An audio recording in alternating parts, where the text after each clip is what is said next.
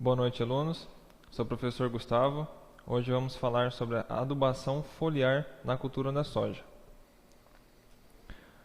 Bom, a adubação foliar ela visa fornecer os nutrientes de forma prontamente absorvível. O que é isso?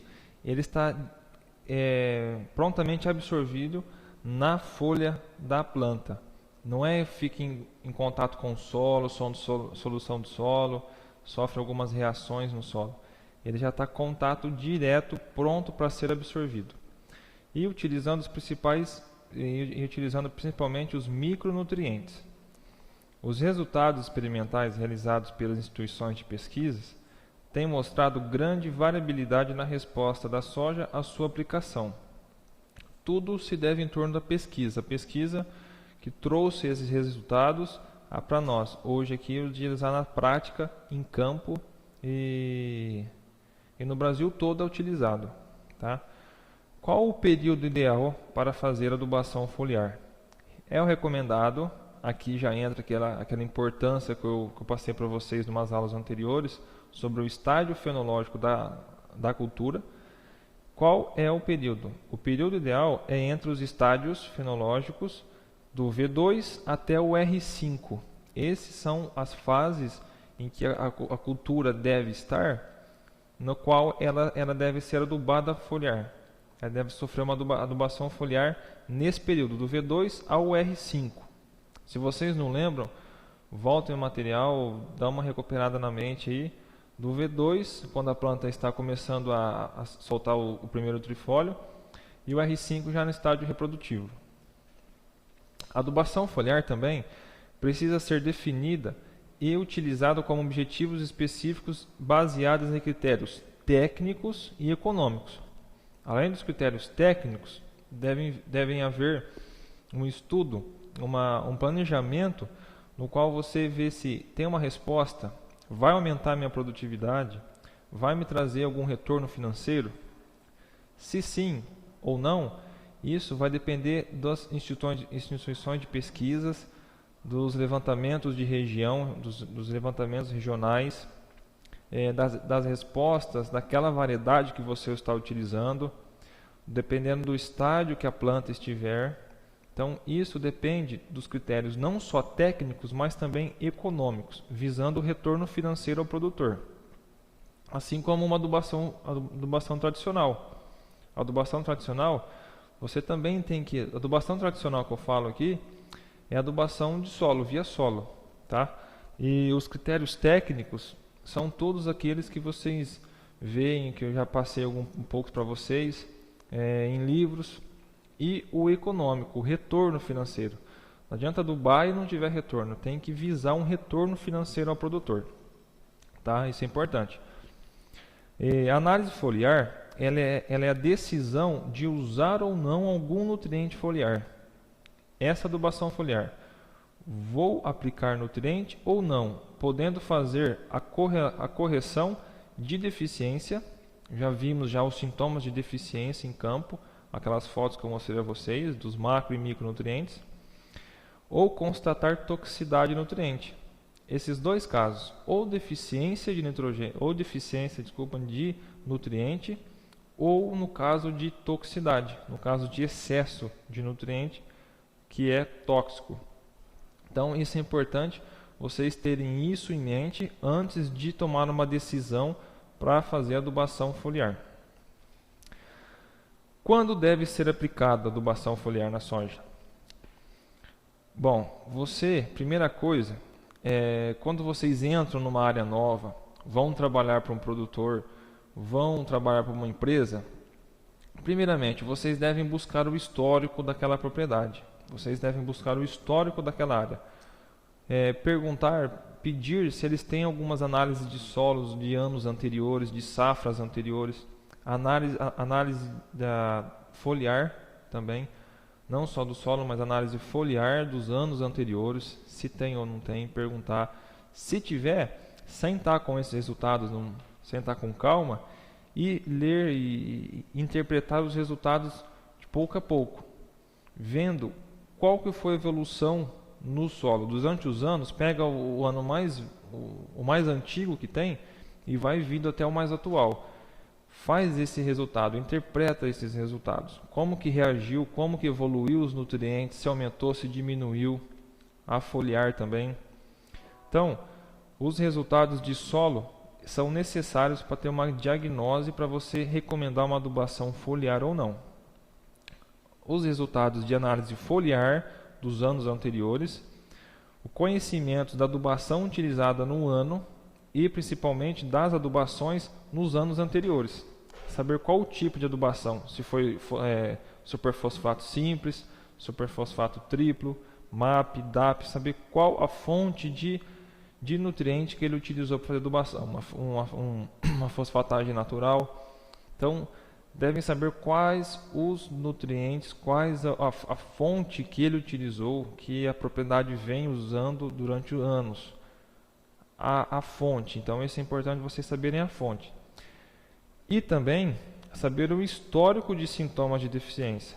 Se já houve deficiência em algum determinado ano anterior, saber qual deficiência, qual nutriente que foi deficiente naquela safra, buscar o histórico da área naquele ano, ver se tem análise química do solo ou análise foliar daquela safra e ver se realmente foi aquele nutriente e chegar numa conclusão qual nutriente e dali para frente você tomar a decisão, um cuidado especial para aquele nutriente de deficiência dos anos anteriores.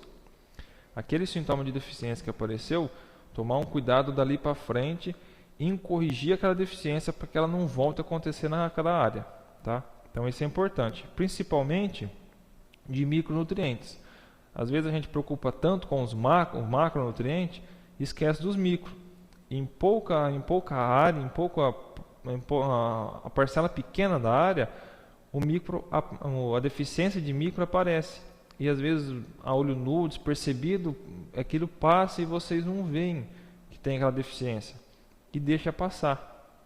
E aquilo vai aumentando, a produtividade diminui. Então é importante também os micronutrientes nesse caso.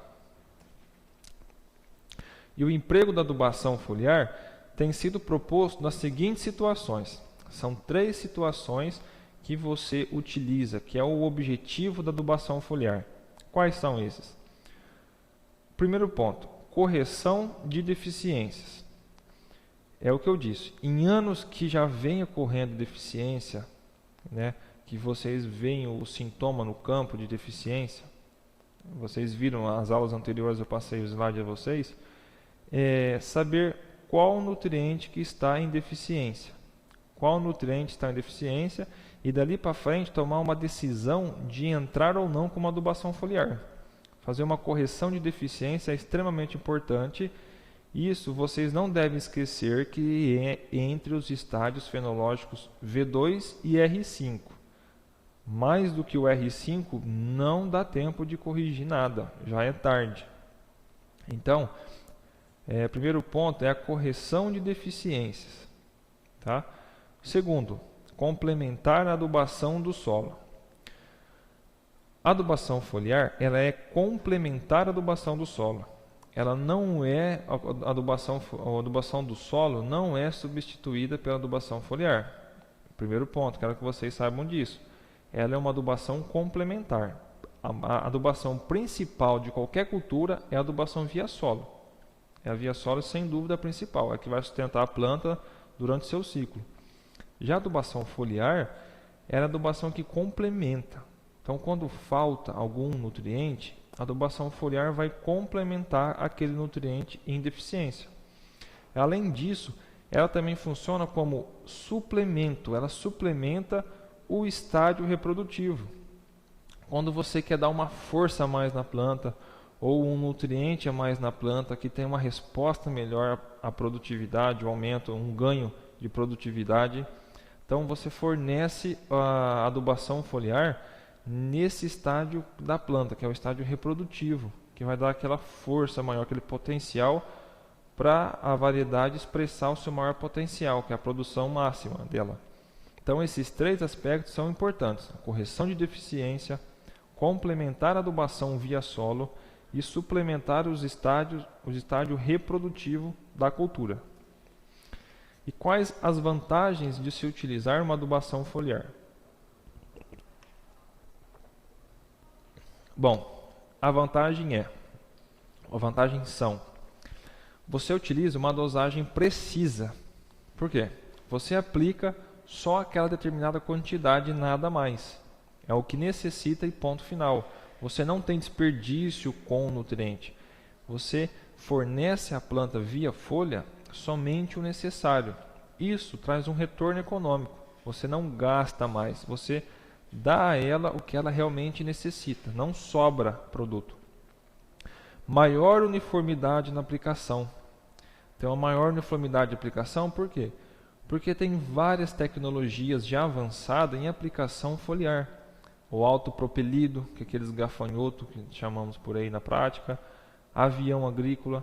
Então tem uma maior uniformidade na aplicação. Você consegue distribuir melhor na sua lavoura o adubo foliar de forma uniforme. Tá? E a redução de mão de obra. Reduz a mão de obra. Uma máquina dessa, um avião ou um autopropelido faz um rendimento absurdo. Faz vários hectares por dia. Então reduz a mão de obra com certeza. Tem uma maior autonomia nos equipamentos, questão de tecnologia, versatilidade nas formulações. Você consegue formar formulações diferentes, de fácil armazenamento. Não precisa de um galpão enorme para armazenar, uma salinha pequena você armazena esse adubo foliar. Então é muito vantajoso utilizar a adubação foliar caso necessário. Não sempre vai utilizar. Caso necessário, é viável utilizar uma adubação foliar de forma eficiente, técnica e sempre visando economicamente o retorno financeiro que trará ao produtor rural. Tá? Então, os fatores que influenciam a qualidade da operação. É mais ou menos parecido com os fatores do herbicida. Tá? O ângulo de contato com que a gota atinge a superfície da folha, a temperatura da aplicação, a temperatura no momento exato da aplicação, se estiver muito alta, não vai ter eficiência. A umidade do ar, se estiver muito baixa, também não tem eficiência do produto. Deve estar uma temperatura amena e uma umidade relativa do ar alta. Uma concentração e composição da solução, se está de forma realmente concentrada, ela se encontra na concentração perfeita, a solução. Então isso é importante, não jogar menos ou a mais. Se você jogar muito, errar na hora de fazer a solução, a calda, você pode trazer algum prejuízo, alguma fitotoxicidade à planta. O pH da solução é importante. A luz com que o sol incide na planta é importante também. Tudo isso se resume ao horário de aplicação. Final da tarde ou início da manhã. É o momento exato. Quando se aplica? Final da tarde ou início da manhã. Um desses dois, tá? E lembrando sempre da umidade relativa do ar e da temperatura. Bom, a análise foliar, então, o que ela é? É uma diagnose foliar. Você vai receber uma diagnose foliar que apresenta como uma ferramenta complementar na interpretação dos dados. Você vai receber uma diagnose com os dados da análise foliar, com o nutriente que está realmente na planta. Quando você faz uma análise de solo, uma análise química do solo, o laboratório ele vai te dar a concentração dos macro-micronutrientes no solo e ponto final. Já a análise foliar, o laboratório vai te dar um resultado, os dados, os valores dos nutrientes na planta, já que entraram na planta, fizeram as suas funções metabólicas na planta e que estão presentes no tecido da planta. Então a análise foliar te dá esse resultado, te dá esses dados de nutrientes que estão presentes na planta. E isso é importante para quê? Nesta safra que você fez a análise foliar, não vai te servir muito. estou falando tudo isso agora, mas quando vai te servir? Na próxima safra. O segredo está aí. Você faz uma análise foliar nessa safra e você vai usar esse resultado na safra seguinte. Porque nessa safra é muito em cima da hora. Logo eu vou passar para vocês quando que deve retirar a folha. Qual folha? O momento certo, a metodologia correta. Vocês vão ver que não dá tempo de fazer uma análise, uma adubação foliar. Já passou o tempo. Então, a análise foliar de uma safra vai te ajudar em planejamento na safra seguinte. É sempre assim. É basicamente isso. A diagnose foliar consiste em analisar quimicamente as folhas e interpretar os resultados conforme a tabela. Então, no próximo slide vocês veem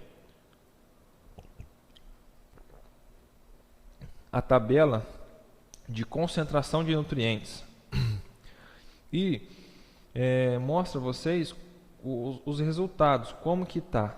Está deficiente, está baixo, se está bom, se está suficiente já para a planta, se está alto, excessivo. Então, o que vai acontecer? Você vai fazer uma análise foliar, vai vir os resultados a você e você vai pegar essa tabela e fazer uma interpretação dos dados. Se está alto o nutriente, se está baixo, se está bom. Então, por exemplo aqui, o nitrogênio. Os macronutrientes, as unidades são gramas por quilo. O fósforo, por exemplo, quando ele é suficiente? Quando na sua análise foliar vir 2,5 a 5. Então, sempre vocês buscarem trabalhar nessa faixa de suficiente ou médio. Esse é o correto, tá? Independente de ser macro ou micro, trabalhar em cima do suficiente ou médio. Logo abaixo tem umas relações entre teores de nutrientes das folhas da soja para o estado do Paraná. Aqui é uma relação que eles fazem cálcio-magnésio, potássio-cálcio, potássio-magnésio. Então, é importante vocês saberem que os macronutrientes, as unidades são em gramas por quilo e os micronutrientes são miligramas por quilograma. Tá? Então, aqui é importante vocês verem a taxa, a variação da concentração. Vocês vão pegar a análise foliar em mãos. Com essa tabela você vai chegar num acordo se está bom, se está ruim, se está precisando. Utilizando esses dados para o ano seguinte, sempre visando isso. Você vai utilizar esses dados para a safra seguinte. Então, a amostragem foliar. Como proceder? Como fazer? Qual é a metodologia da amostragem foliar? Quando coletar? Aí já entra mais uma vez a importância de conhecer os estádios que a cultura da soja se encontra. O estádio R1. A análise foliar deve ser feita no estádio R1, que é o início do florescimento. Então, quando a planta está começando a soltar aqueles botões florais, é o R1, que é naquele momento exato que você vai fazer a amostragem, que é a retirada das folhas, de uma folha, que eu vou falar qual folha, retirada daquela folha para fazer a amostragem para uma análise foliar. Tá? Então é importante vocês saberem que é no R1. Já no R1, vocês percebam que era do V2 ao R5 que eu falei para vocês. Já no R1 para R5 está muito próximo. Então, os resultados, os dados que vocês têm de uma análise foliar de uma safra será importante para a safra seguinte. Então, no R1 você vai fazer a análise foliar. Quais folhas coletar? O recomendado, o correto, é vocês tirarem o terceiro trifólio desenvolvido, de cima para baixo. Então, vocês peguem a planta, de cima para baixo, o terceiro trifólio desenvolvido. Tira o terceiro trifólio desenvolvido. Quantas folhas tirar? De 30 a 50 folhas por talhão. Por que por talhão? Para você deixar uniforme, para você ter um controle maior. Numa hora, no ano seguinte, você saber que aquele talhão que foi tirada entre 30 e 50 folhas, quanto mais melhor. Tá? Um total aí de 40 folhas, 45, 50, tá bom. Para facilitar você a tomar uma decisão de adubação no ano seguinte. Então, é importante saber isso. Dividir a sua propriedade, a propriedade que vocês estão trabalhando, em talhões e fazer análise foliar em talhões e marcar, numerar essas análises para o ano seguinte vocês saberem de onde foram coletadas essas folhas. Então, recomenda retirar o terceiro trifólio desenvolvido de cima para baixo, de 30 a 50 folhas por talhão, com ou sem o pecíolo. O pecíolo, ele une as folhas com o caule da planta. Aquele é o pecíolo, aquela haste ali da folha. Com ou sem? Depende. O estado do Paraná, ele pede, os laboratórios de análise foliar, pede para vir as análises sem o pecíolo. Já no Mato Grosso, os laboratórios pedem para vir com o pecíolo. O que eu recomendo? Na dúvida, manda com pecíolo. Depois eles tiram. Dá para... Se você mandar 100 e eles precisam do pecíolo, aí já não dá mais. Então mandem com pecíolo, alguém de algum estado aí que não sabe. No meu estado, Goiás, por exemplo, qual que eu uso? Manda com pecíolo. Tira com pecíolo e envia para o laboratório. Então, volto a repetir. No estádio R1, com o terceiro trifólio formado de cima para baixo, de 30 a 50 folhas por talhões, trifólios por talhões, e com ou sem pecíolo. Tira com pecíolo e ponto final. Tá? Existem alguns softwares que eles servem para diagnose foliar. Esse aqui é o Brasil Patafós. É um software pago, não é gratuito. E não é muito caro também. Não sei realmente o preço, mas não é caro. O que ele serve? Com esse software, você vai descarregar, você vai digitar os dados que vêm na análise foliar. Você pega a análise foliar que vinha os resultados, os números dos nutrientes, e você vai digitar aqui nesse software. Após digitar nesse software, entrar com todos os resultados, no slide seguinte você vai ver um diagnóstico nutricional. Ele vai gerar esse modelo de tabela aqui, essa tabela de análise, referente aos dados que você digitou, que você entrou nele. Então aí, o que ele faz? Nitrogênio, você digitou lá 56, né?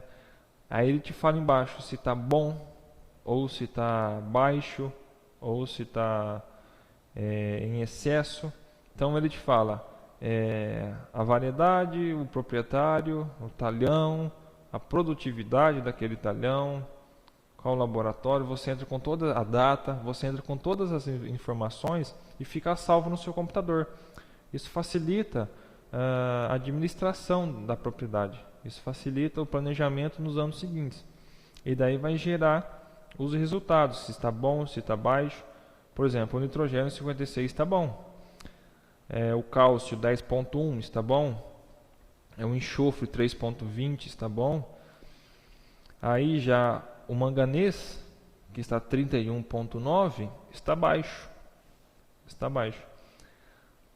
Pagar para ter um software desse compensa? Não sei, às vezes compensa, às vezes não. Como a tabela os slides anteriores que eu mostrei a vocês, tendo aquela tabela em mão, você consegue fazer essa classificação sozinho, se está bom ou não.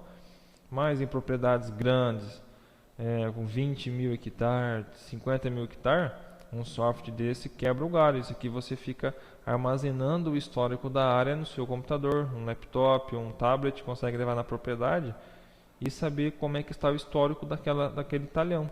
Então isso facilita. Além disso, no próximo slide você vê o nutrigrama que ele libera.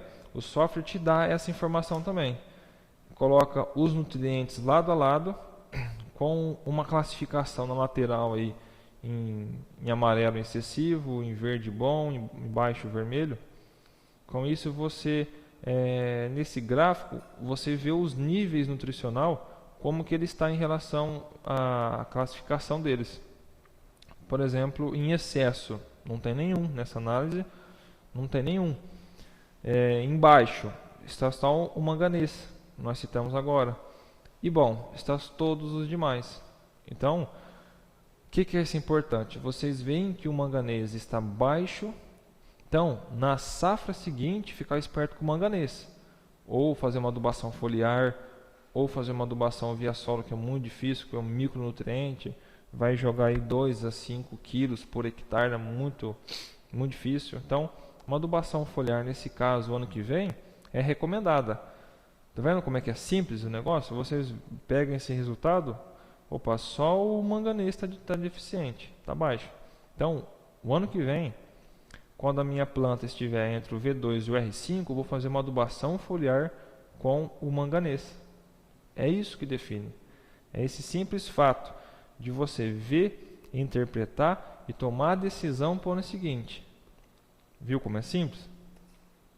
Bom, não só para a cultura da soja, mas para todas as culturas você tem que ter um plano de adubação. O que é um plano de adubação? Você vai fazer um calendário de adubação da sua cultura. No caso da soja, quando começa o seu planejamento de adubação, o seu calendário de adubação? É no momento da amostragem de solo.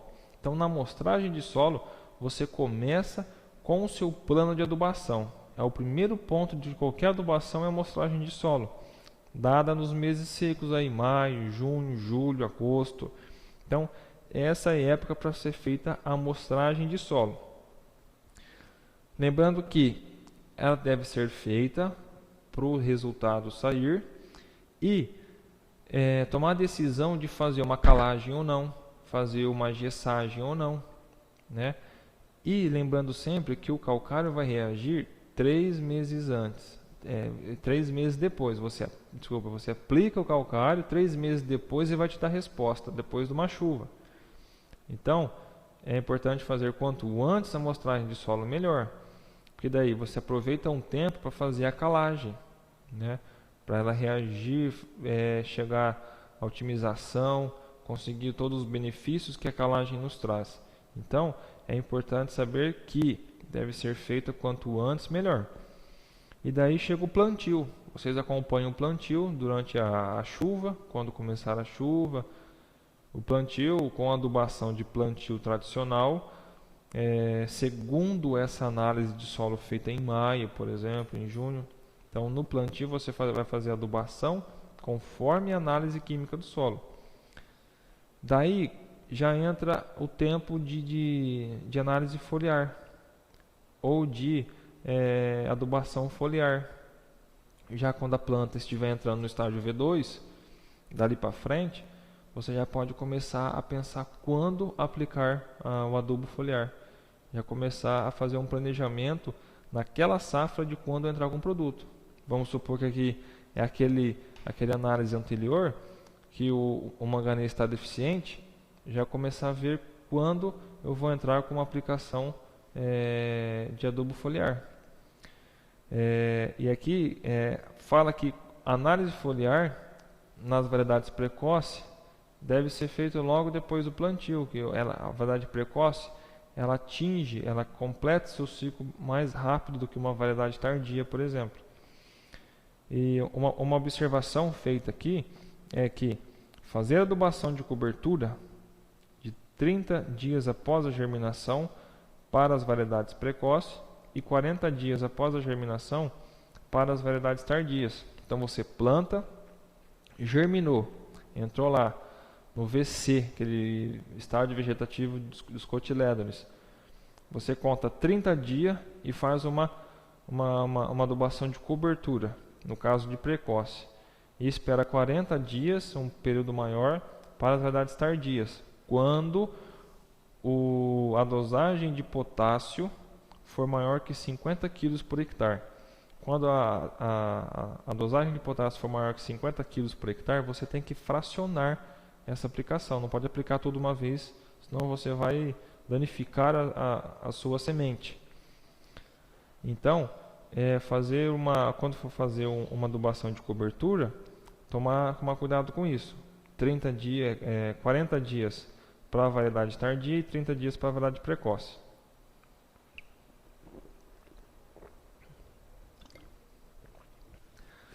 O que mais que é importante falar aqui?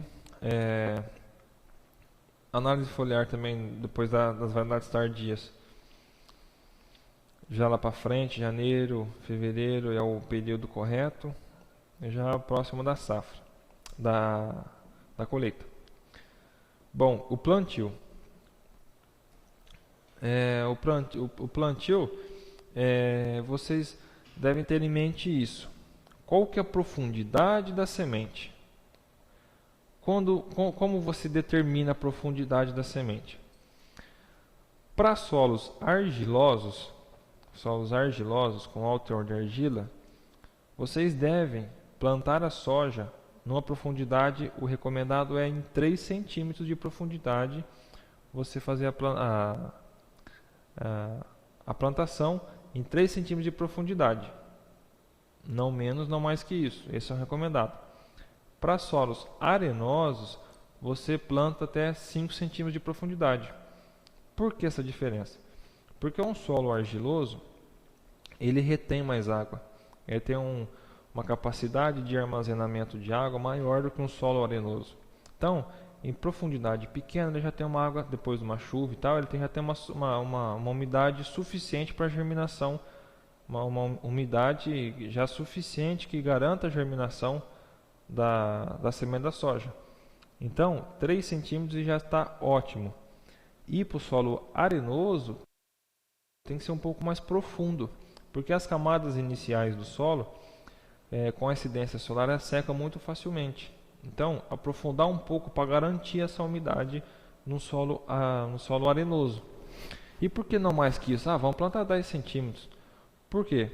Porque a soja, ela tem aquele problema em germinação, no qual ela levanta a semente, o cotilédone, quando está nascendo, ela levanta o cotilédone. Não é que nem o milho, por exemplo. O milho, a semente do milho fica no solo e ele emite só o epicótilo ali para subir, para formar o pé de milho. Já a soja não. Ela forma o epicótilo para baixo e emite a semente dela para cima. Então, uma camada muito profunda, a soja não tem energia suficiente para romper essa camada de solo. Então, por isso que quanto mais superficial para a soja, melhor a germinação. Então, por isso que determinou tecnicamente, através de pesquisas e estudos, que a melhor profundidade para um solo argiloso é 3 centímetros e para um solo arenoso são 5 centímetros de profundidade. E a posição da semente em relação ao adubo. Como deve proceder a posição da semente em relação ao adubo? A semente que vocês veem de vermelho, ela deve ser posicionada acima do adubo e o adubo que está em verde abaixo. Qual a distância? O ideal mesmo, são 5 centímetros de lado e 5 centímetros para baixo. Então vocês entenderam? 5 centímetros para baixo e 5 centímetros de lado. Esse é o recomendado. Nunca vocês devem deixar a semente em contato com o adubo. Por quê? Porque o adubo é um sal. Como ele é um sal, ele absorve muita água. E com isso, ele absorvendo muita água, ele danifica a semente. Ele tira a água da semente, ele queima a semente, ele danifica a germinação. Então, deve manter essa distância entre a semente e o adubo. E essa distância também é importante para quando a raiz da planta começar a crescer, ela já ter o adubo, os nutrientes ali do seu lado, para rapidamente ela já absorver e dali começar o seu desenvolvimento. Então é importante isso, o posicionamento do adubo em relação à semente. Qual o espaçamento a ser usado na soja? Depende da região, depende do tipo de solo, depende a variedade, depende a época que está se plantando, depende do sistema de plantio, do banco de sementes, da matologia daquela área em relação às plantas daninhas. Então, modo geral, varia entre 40 a 60 centímetros. Qual o ideal? Basta vocês procurarem saber qual a densidade populacional daquela variedade. Isso o vendedor de semente vai te fornecer. Ó, aquela variedade tem que ter 60 mil indivíduos por hectare. Então aí é só fazer uma conta de quantos metros lineares tem um hectare e definir o espaçamento. 40, 45, 50, 55, 60. Então é isso que usa, entre 40 a 60 centímetros de espaçamento. Qual que é o melhor? Varia de região para região, do tipo de solo, da variedade que você está usando, da umidade no solo, das plantas daninhas que tem naquela propriedade. Varia. Qual é o melhor? Não tem, mas é entre 40 e 60. A densidade de semeadura. A população é por volta de 35 mil plantas por hectare. Há variações de até 15% não altera o rendimento do grão. Então 15% a mais ou menos já foi determinado através de pesquisas e estudos que não altera a produtividade. Quando você usar um espaçamento de 40 centímetros de distância, você vai ter uma população de 14 plantas por metro linear. Quando você usar um espaçamento de 50 centímetros, você vai ter uma população de 18 plantas por metro linear. E quando usar um espaçamento de 60, você consegue ter 21 plantas por metro linear. Tá? Então, a localização do adubo. O adubo nunca deve ficar em contato direto com a semente. Um slide anterior, mas o adubo não tem? Isso. O adubo nunca deve ficar em contato direto com a semente, pois prejudica a absorção de água da planta, matando a plântula em desenvolvimento. Então ela queima, ela danifica a planta inicialmente na germinação. Ou no mínimo afeta o desenvolvimento inicial. Então de alguma maneira o adubo em contato com a semente, ele atrapalha o desenvolvimento da planta, a germinação da semente. O adubo deve ser colocado ao lado e abaixo da semente. Então de lado e um pouco para baixo, 5 centímetros. De lado, 5 centímetros para baixo. Bom, como é que fica a planta? Fica desse jeito. Esse é um caso da semente de milho, mas para a soja também fica esse sintoma. É uma semente de milho danificada por excesso de sal do cloreto de potássio. Fica uma semente com esses aspectos, queimado. As fotos foram cedidas por Antônio Milun. Então, esse é o sintoma de toxicidade do adubo à semente. Bom, as variedades de soja. Vamos falar sobre as variedades. As variedades são classificadas entre precoce, média e tardia. O que determina isso? São os dias que a variedade tem no seu ciclo. Então, durante o seu ciclo, as variedades precoces têm mais ou menos em volta por 90 dias. As médias, 100, 110, as tardias, 120, 130. Então, o que determina ser classificada como variedade precoce? Ela completa o seu ciclo primeiro do que uma variedade média tardia. Então, essa definição de precoce, que ela chega primeiro na colheita. A média no meio aí e a tardia pro final é a mais tardia para a colheita. Daí as variedades variam de região para região. Mato Grosso, Paraná, São Paulo, cada região tem a sua variedade.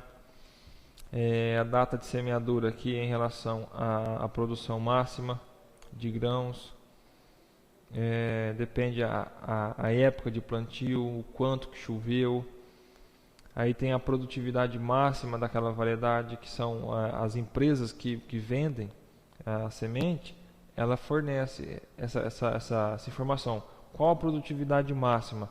Quanto já que essa variedade expressou? Qual o potencial máximo que essa variedade expressou? Lá, 345, 3.415 quilos por hectare, 4.600. Então, tem essa determinação de quanto que ela expressou essa variedade, já com quando que já foi visto essa variedade produzir. Então essas são informações que já vêm das empresas. Bom, e depois tem a soja transgênica. A soja transgênica